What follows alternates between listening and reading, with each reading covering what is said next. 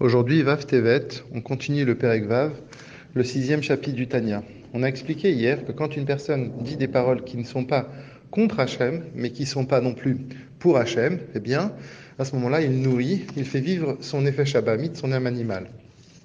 Pour comprendre ça, il faut comprendre la notion de Sitra Achara. Sitra Achara, veut dire en araméen l'autre côté. On définit le mal dans la Torah, non pas comme une notion qui existe pour elle-même, mais comme l'autre côté du bien. C'est comme si l'on peut dire qu'il n'y a pas d'obscurité, il y a juste un manque de lumière.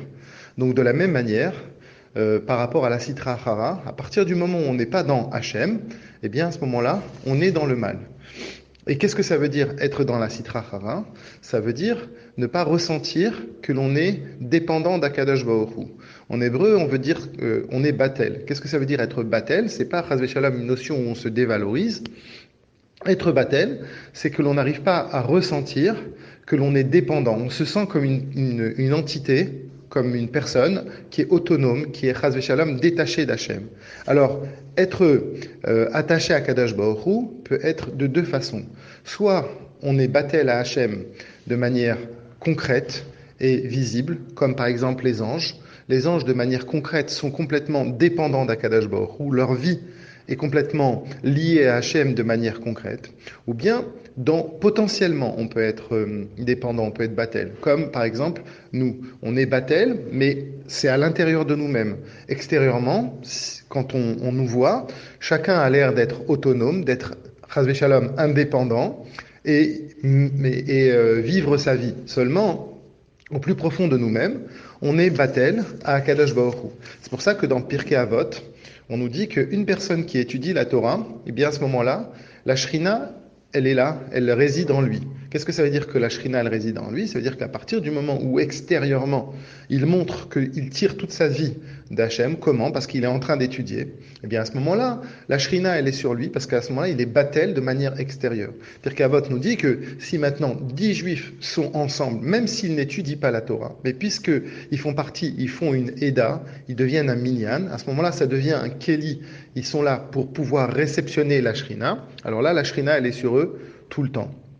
Donc on a expliqué que être dans la Sitra Achara, c'est ne pas être batel à Akadosh Baruch Hu. Alors la question qu'il y a, c'est alors comment on fait pour vivre? Comment Hachem nous donne la vie puisqu'on n'est pas batel, puisqu'on est chas v'shalom détaché? Alors on explique, comme on va expliquer plus tard dans le Perek Ravbet, que Hachem nous fait vivre de Beprinat Achoraim.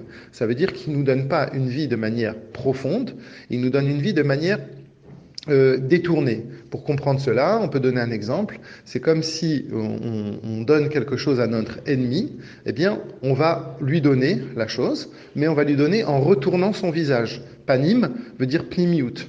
C'est le contraire de achoraim, l'autre côté. Donc, de la même manière, le Perek Ravbet va nous expliquer que quand on donne quelque chose à quelqu'un de manière pimite, ça veut dire quoi? Ça veut dire qu'on veut lui donner, on a envie, on est content de lui donner, et l'autre ressent qu'on lui donne. Par contre, chas v'shalom, quand on donne quelque chose à quelqu'un de manière achoraïm, par derrière, ça veut dire qu'on est obligé de lui donner. Il y a une raison extérieure qui fait qu'on lui donne. Bien, c'est un peu la même manière pour Akadosh Baruch Hu. C'est quoi? C'est que quand chas v'shalom, on n'est pas batel à lui, eh bien Hachem nous donne la vie. Si l'on peut dire comme s'il nous fait une perfusion, ça veut dire qu'il nous maintient en vie, mais ceci sans que nous, on le ressent que la vie d'Akadosh Baruch Hu, que c'est la vie d'Hachem. Donc Hachem passe par plusieurs étapes, jusqu'à que la vie qu'il nous donne, bien c'est une vie que l'on pourrait dire qui est naturelle. On voit pas la main d'Hachem dans la vie que Hachem nous donne. Et c'est ça, Beprinat Achoraim. Alors que quand on est dans le de Prinat Pnimi, quand on est batel à Hachem, alors à ce moment-là, on ressent que la vie que l'on a, on ressent qu'il y a cette chaleur qu'Akadosh Baruch Hu a et nous donne, qui fait qu'on peut ressentir que la vie vient d'Akadosh Baruch Hu.